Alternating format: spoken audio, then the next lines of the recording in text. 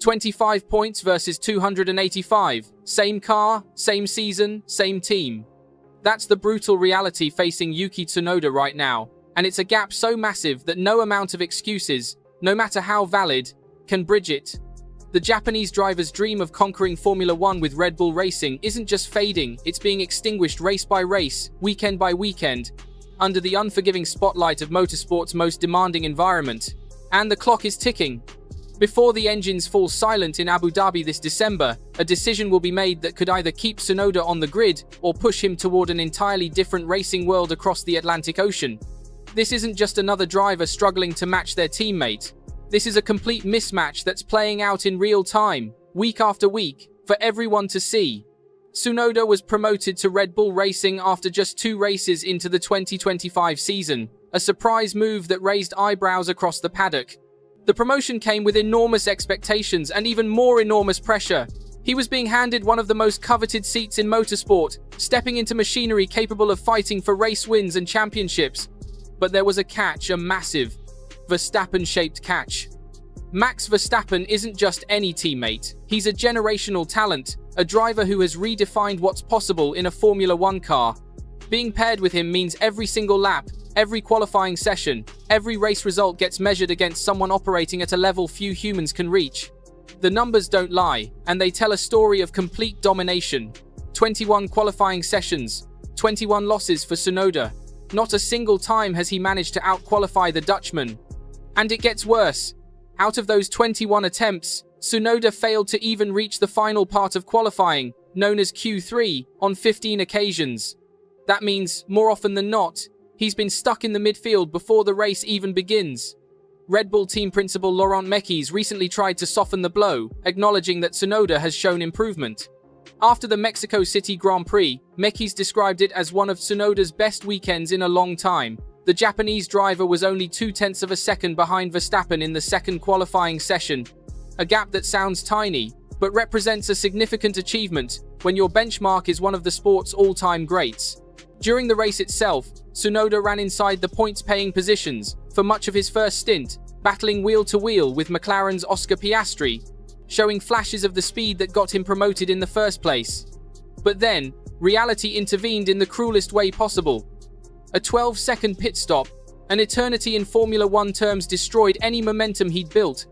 And then came the team's strategy decision that laid bare exactly where Tsunoda sits in Red Bull's hierarchy. The team openly admitted they sacrificed his race to help Verstappen's championship battle.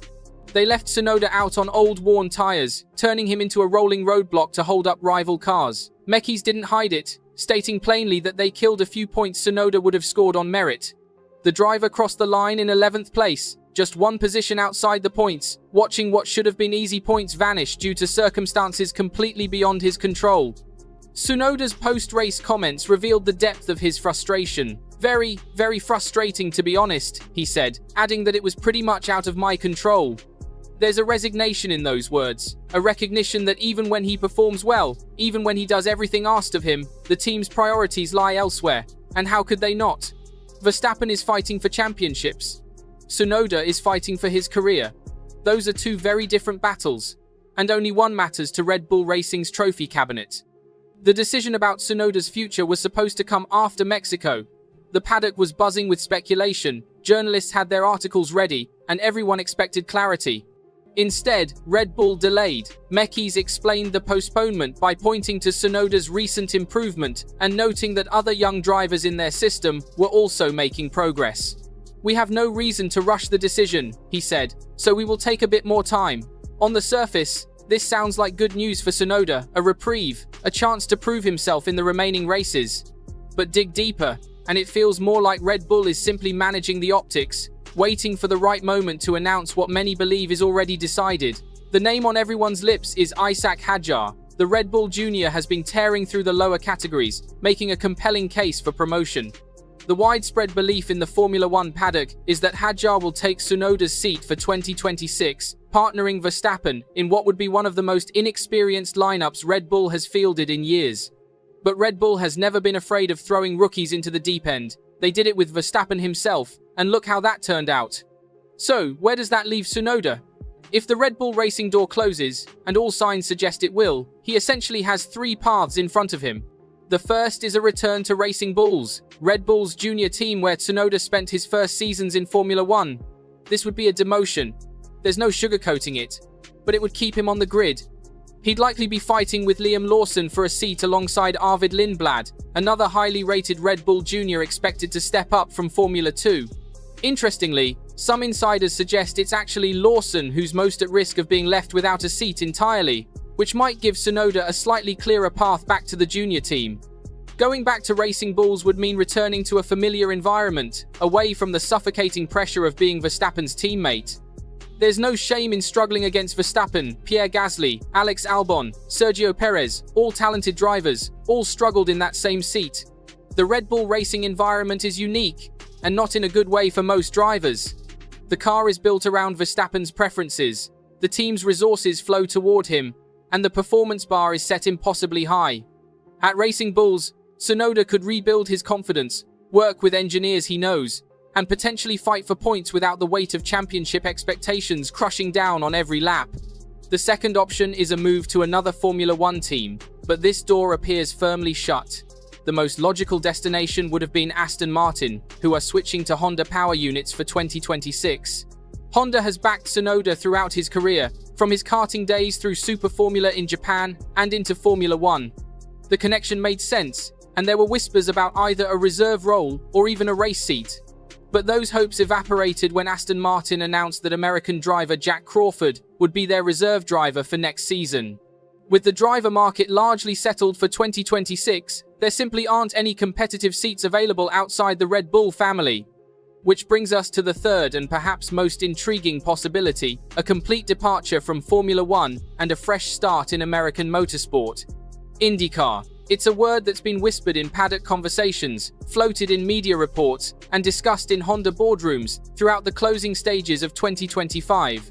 For Tsunoda, the American single-seater series represents something Formula One rarely offers a genuine second chance. Not a demotion disguised as opportunity, but a complete reset in a championship where his name would carry weight, where Honda's backing means something tangible, and where the Indianapolis 500 offers a prize that can define careers in ways even Formula One victories sometimes cannot. The strongest whispers point directly to Dale Coyne Racing and their number 19 car. This isn't baseless speculation thrown around by journalists desperate for clicks. There are genuine connections that make this move logical, perhaps even inevitable if Red Bull closes the door completely. Dale Coyne Racing runs Honda engines, the same manufacturer that has stood behind Tsunoda since his junior formulas days in Japan, through Super Formula, and into the pressure cooker of Formula One. Honda has invested millions into Tsunoda's career, not just financially but reputationally. They've positioned him as their standard-bearer in the highest form of motorsport, and watching that investment disappear entirely serves nobody's interests. What makes the IndyCar possibility particularly credible is that Tsunoda has already tested the waters, literally and figuratively. In November 2024, he climbed into a Chip Ganassi Racing IndyCar for a test session, guided by none other than Scott Dixon, the six-time champion who knows more about winning in American open-wheel racing than almost anyone alive. That test wasn't arranged on a whim. Honda orchestrated it deliberately, exploring what their driver might look like in a different environment, assessing whether his aggressive style and natural speed would translate to circuits mixing high-speed ovals with traditional road courses. The fact that test happened months before Tsunoda's Formula One struggles reached their current crisis point suggests Honda was thinking ahead, preparing options before they became desperate necessities. In IndyCar, Tsunoda wouldn't arrive as a struggling number 2 driver trying to justify his existence. He'd land as a headline signing, a Formula One veteran with recent experience at motorsport's pinnacle, bringing cachet that American racing still craves despite its own rich history. The narrative writes itself, former Red Bull driver with backing from one of the world's largest automotive manufacturers, coming to conquer America's most famous race. IndyCar needs stars, especially ones that can bridge the gap between international audiences and American fans. Tsunoda, despite his difficult season, still carries that star quality. He's marketable, he's got personality, and crucially, he's fast when the machinery and circumstances align. The style of racing in IndyCar would actually suit certain aspects of Tsunoda's approach. His aggression, sometimes criticized in Formula One for leading to mistakes under pressure, plays differently on ovals, where commitment matters more than precision. His wheel-to-wheel racing ability, demonstrated in those brief Mexico City battles with Piastri before strategy sacrificed his race, would be tested every single weekend in a series where the car performance gaps are deliberately compressed through specification parts and balanced regulations. Nobody dominates IndyCar the way Verstappen dominates Formula One. Races are won by drivers who can maximize every opportunity, who can adapt to changing circumstances, who can perform under different types of pressure than Formula One generates.